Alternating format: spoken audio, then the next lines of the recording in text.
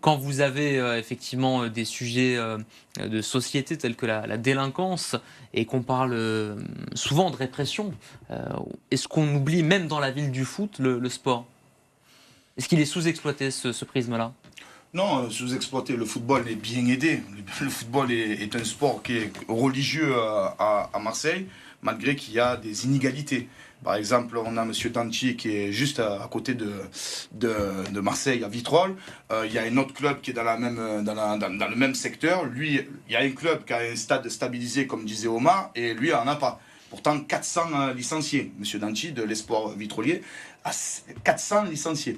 Et issus des quartiers de précarité. Donc, en effet, il y a des moyens qui peuvent épauler des clubs comme Omar le disait tout à l'heure, avec une discussion hors plateau. On peut aider les clubs, tout ça. Le foot, ça peut être le MMA, ça peut être la boxe, ça peut être la danse, n'importe quelle discipline. Véhicule des valeurs en principe de citoyenneté à travers celle de la discipline enseignée. Le problème qu'on a avec le foot, c'est que c'est un même chez les professionnels, il y a de la violence. Dans les tribunes, il y a une violence. Ça fait qu'on le ressent, l'aspect sociétal, avec la pratique du sport, on sent qu'il y a une violence. Je ne suis pas tous les week-ends comme toi dans le foot, mais on sent qu'il y a une violence. Donc, le foot peut-il combattre la délinquance? C'est pas le foot, c'est pas la pratique du sport. C'est les présidents, c'est les bénévoles et les humains. Mais toutes ces personnes-là ont besoin de moyens humains, moyens. On peut en faire une poésie, mais il faut que les élus de proximité, la métropole par exemple, le conseil régional par exemple, le conseil départemental, toutes ces collectivités puissent mettre des vrais moyens. Pas des moyens avec le pote que j'étais encarté, la copine qu'il va faire campagne avec moi. Non, on s'en fout de l'égalité. Il faudrait une équité. Voilà, parce qu'il y en a qui sont plus gros que d'autres, plus minces que d'autres, mais il faut avoir une équité. Et je pense que ça sera nettement mieux. Mais le sport en lui-même peut combattre en elle-même la délinquance, mais avec des moyens. Omar. Beaucoup de choses à dire. Exactement. Je suis d'accord avec Yvan déjà quand il parle de la violence. D'ailleurs, moi, c'est ce qui me dégoûte. J'ai un petit, il a 2 ans et demi, j'ai même pas... Tout le monde sait mon amour pour le football. J'ai même pas envie qu'il joue au foot. Exactement. À cause de la violence des parents que je ne supporte plus. Quand je vais voir mes équipes jouer, je me mets dans un coin du stade, je ne supporte plus. J'ai souvent parlé ici du projet Mbappé, c'est un mythe. J'ai un éducateur de mes U16 qui s'est fait agresser par un parent il y a 15 jours. Il y a 15 jours. On rappelle ce que c'est le projet Mbappé, en tout cas. Le projet Mbappé, c'est des parents qui veulent que leurs enfants, clairement, soient un jackpot qui va leur payer la maison et la vie de leurs rêves. Voilà, c'est clair. C'est clair. Et ils disent toujours non, moi je veux qu'ils s'amusent. C'est pas vrai. C'est pas vrai. C'est pas vrai. Si tu veux qu'il s'amuse, laisse-le. J'étais au parc Borély avec mon fils la dernière fois où je le promenais comme beaucoup de parents. Je vois même des parents, avant les parents te donnaient un ballon, un frisbee, tu t'amusais. Oh, maintenant, il y en a qui font des entraînements spécifiques à leurs gamins. Pour revenir au sujet de base, par rapport à la Castellane, je rends hommage à ce club et à tous les clubs. Et Yvan a raison.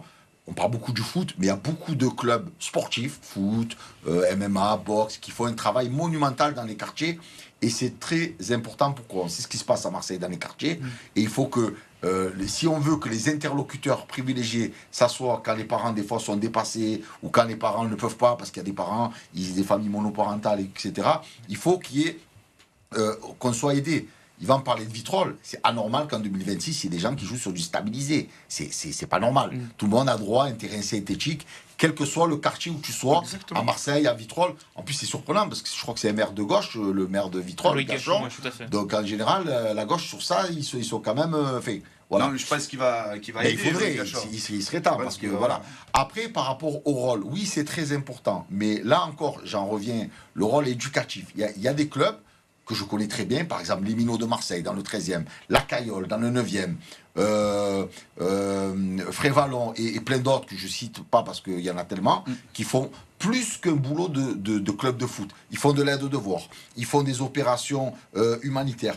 Nous-mêmes, sans nous jeter des fleurs, il y a 2 jours, on a fait une opération avec, dommage qu'il n'y a pas Madrol d'ailleurs, une asso écologiste où les petits ont ramassé les déchets avec des pinces, des gants, etc., pour les sensibiliser au respect de l'infrastructure et de la rue. Et tout ça, c'est important. Mais moi, là où je profite que j'ai une parole dans l'émission pour dire aux parents, attention, vous êtes en train de fragiliser toutes les associations. Exactement. Toutes les associations. Je donne un exemple qui est très clair. Quand vous faites mal à la tête parce que votre enfant, il ne joue pas, il joue pas le poste, il tire pas les pénaltys, il tire pas le corner, il n'a pas le brassard de capitaine. Quand vous venez à, là je parle de mots de tête, mais quand vous venez à agresser des éducateurs, comme c'était le cas moi chez moi il y a 15 jours, où j'ai un parent U16 qui a frappé mon éducateur, qui était venu un samedi après-midi ranger bénévolement le matériel, le local à ballon, il s'est fait agresser parce que son fils ne joue pas, c'est insupportable.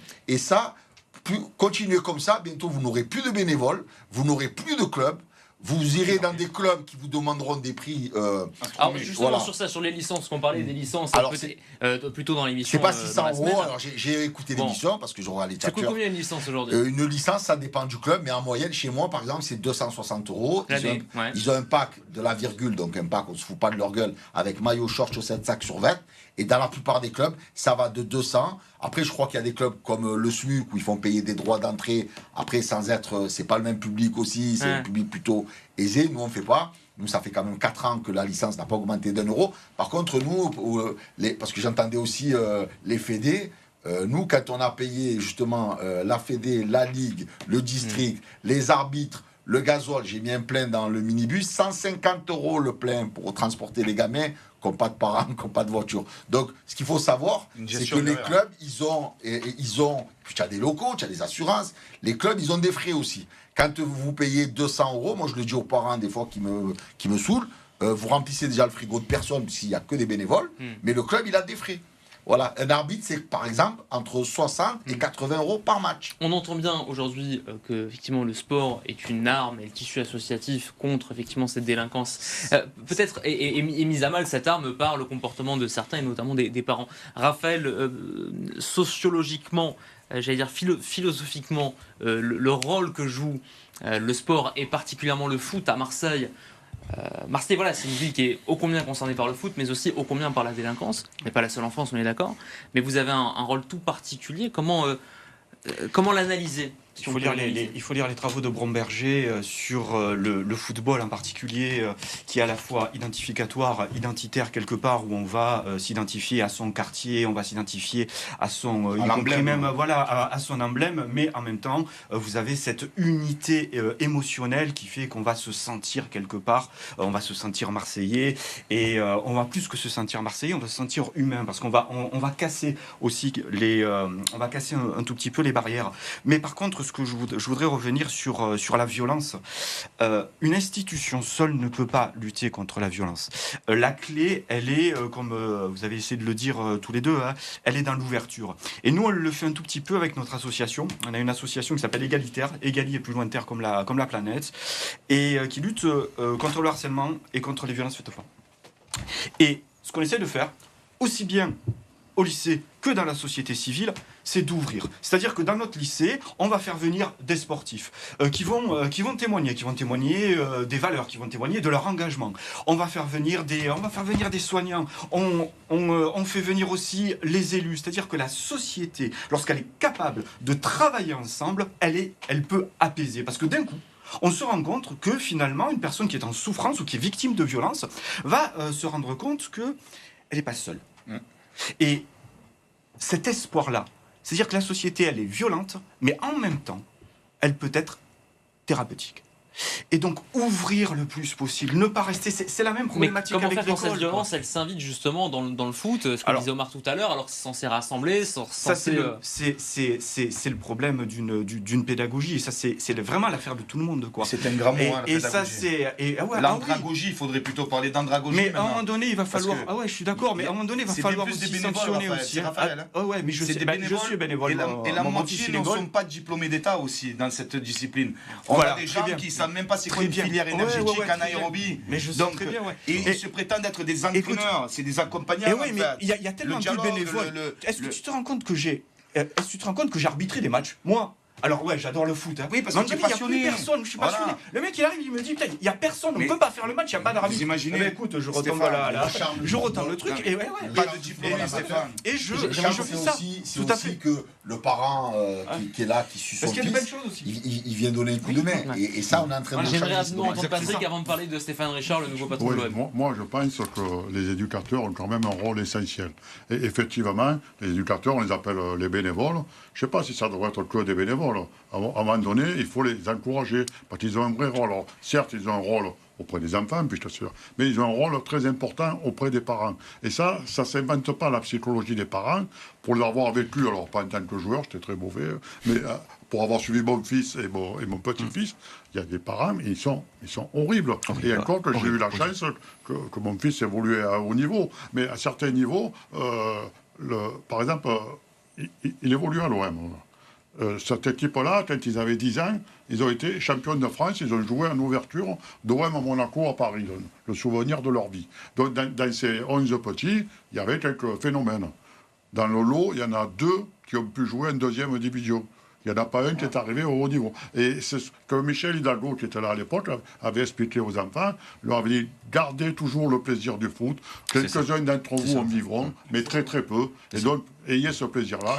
Mais le problème, Patrick, quand tu dis un parent, il y en a 1 sur 1 million qui réussissent, il pense que le 1, c'est son fils. Exactement. Tu as plus de chances de gagner à l'euro million que de devenir footballeur professionnel. Moi, j'avais Mohamed Simakan, qui aujourd'hui joue à Nasser avec Cristiano Ronaldo, Sadio Mané, Wesley Coman. Pour souhaiter que...